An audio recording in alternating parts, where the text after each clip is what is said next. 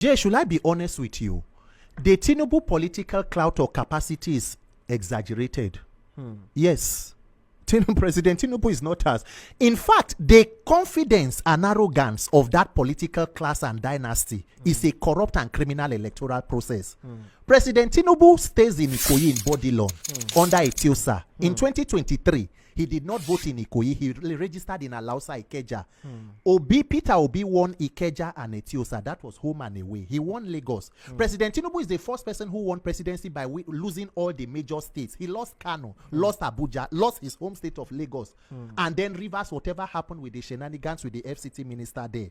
So look, if we fix elections, and that is why today, no matter what, if you take away criminality and thuggery, people were flogged out of polling units in Lagos during the elections. Allow free and fair election and let us taste popularity. If you take away the touts and arrogance and criminality, all the Yashine do talk and all of that, take away the Agberus, let us see who truly is Godfather and how influential. Influence is popularity. You should be able to be confident that people love you enough for them to vote for you without coercion, without bullying, or without any form of violence. So look, the ADC as it is, if they put their acts together, and if they were not that serious, the ruling party will not be as jittery as they are. All the statements you are seeing is because even the ruling party does not know how 2027 will play out. But guess what? 2027 is even beyond APC and ADC. The real opposition in 2027 and the more than 200 million Nigerians who are victims of reckless and irresponsible leadership. The persons who are in hunger, multi-dimensional poverty, victims of insecurity. That is the people's opposition. So Nigerians must wake up and rise above political figures as opposition and know that you and I, if Obi does not become president, what does he have to lose? If Atiku does not become president, he's a former vice president, one of the wealthiest persons in the country. So the real victims of what we are talking about are you and I, the average Nigerians. All right, Jay, the only sectors that are doing well in Nigeria today is crime and criminality.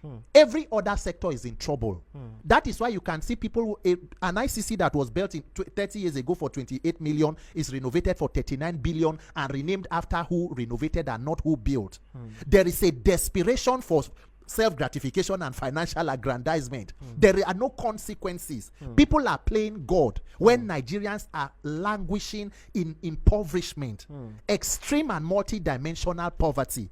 So when you put the economic indices of the country on a scale now, you know that we need to rescue ourselves. And if you agree that Nigerians must save themselves, Nigerians are suffering now. A lot is going on now. That is why when you talk about President Buhari dying, Nigeria, we are in an unfortunate situation where we spent money maintaining the life of a president when he was alive. And even in death, taxpayer money will still be used to repatriate the body back to Nigeria because everything will be at the expense of the Nigerian state. Meanwhile, people are dying for malaria in Nigeria. People are dying for smaller sicknesses or illnesses than what killed President Buhari. Yet he could not build one hospital. So Nigerians are in a dilemma. We must find a way to rescue ourselves. So we must pay attention. The coalition should know what to do. They must read the room and know whatever that is going on, the sentiment. So what do you think can happen? See this issue of poverty and the rest of it. It will not change. What is the cause of poverty in Nigeria? A bad economy. Why is our economy bad? We do not produce. We are an unproductive nation. What exactly is going on? Corruption. 60% of the country's budget is outrightly stolen. Brazen criminality. What is going on in government is thieves. People stealing. And there are no consequences. Look at insecurity. It cannot end because the more money you pour into it, it has become an investment. The National Security Advisor said in Plateau that the weapons that are used to kill people in Plateau, Benue State, are weapons that were stolen from government armory. Criminals are stealing weapons from government, using to kill citizens, and government cannot protect them. So there will be no better time because the tragedy about Nigeria is that there is no worst case scenario. Because things are this bad does not mean it will not get worse. So if you say you want to solve poverty, you wait for 2027 for them to rig themselves back into power, you have 4 years of more disenfranchisement. You know, I can listen to Peter Akah on and on and on, and a lot of things that he's saying, he's either speaking my mind or it's something that I've said. I've been saying it. So seeing him saying it so well, I'm like, yes, please tell them. Especially that part where he said that things are bad today does not mean they cannot be worse. I think a lot of people think that because things are bad, so tomorrow must be better. No, it can be worse to the extent that the one you are seeing right now, you are saying now, this one is now, oh, this one is now the better one. There's also something that he mentioned in that video. I just shook my head when I saw him, talking about that. And what I just said in my mind as I was listening to him was like, you know what, in this life, just always stand on the side of truth and justice, and just don't be moved by whatever people are doing. Be unmoved. Just there, say my own. No, it's not what people's emotions or what they care. I remember when I was saying this, and I said, look, for a lot of time, the terrorists have always told us that they get their arms from the Fed, from the government. They attack our armories, they will pack our weapons, they attack our military, they collect weapons for them, and they are using it. But no, it was more romantic. Some people came out to say that, hey, it is you said that is sponsoring this. It is because that's the one that makes us look good, because we're always looking for other people and say that they are the reasons we have problems. We're always abdicating our responsibility, blaming every other person, but never taking responsibilities, for our action and all of that. But you see what he rightly said, and in some of the videos I've been doing recently, to say to us that, look, we can't sit down and say that we are just leaving these politicians to be the ones to decide who we now come. At the end of the day, no matter how bad any leader is, it's not going to affect them. These are people who are already made. You understand?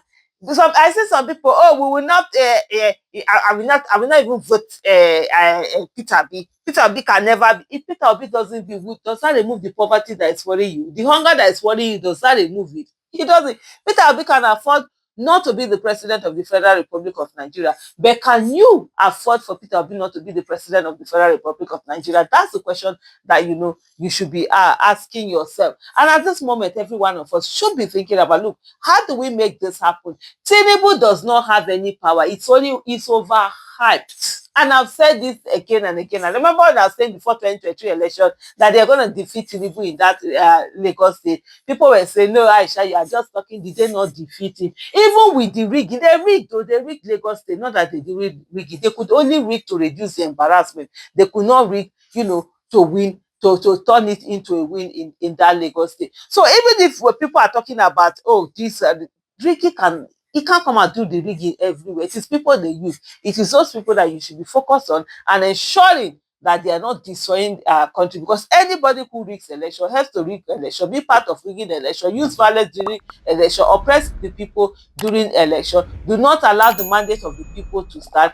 It's a terrorist and should be treated, like a terrorist. This is not the time for us to be going on and doing this. As for ADC has an opportunity to do so many things. And right here in Abuja, where a campaign is about to start and there's going to be an election, this is the time for ADC, to show its might, to stand up and not focus on their individual ambition, but for the betterment of the people, and at this moment of Abuja people. Thank you so much, Peter Akah, for always giving wonderful and amazing, inspirational messages. Thank you.